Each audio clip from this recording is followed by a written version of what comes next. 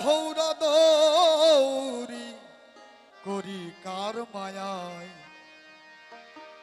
আমি দেখলাম এই সংসার ভোজবাজির প্রকার। দেখিতে দেখিতে অমনে কেবা কোথায় যায়।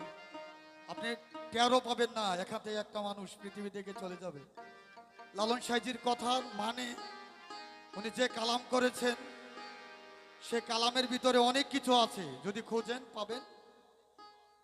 জানলেন না, মানলেন না, কোনো কিছুই পাওয়ার নাই। যাই হোক, আমি সাইজির একটি নতুন কালাম করব।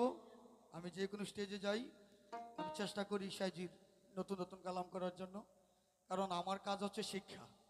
আমি যদি একটা গান করি এখান থেকে তাদের মাঝে যদি আমি একটা গান নতুনভাবে করতে পারি, এটা চ্যানেলে করলে হয়তো বা মানুষ দেখবে। জয় গুরু।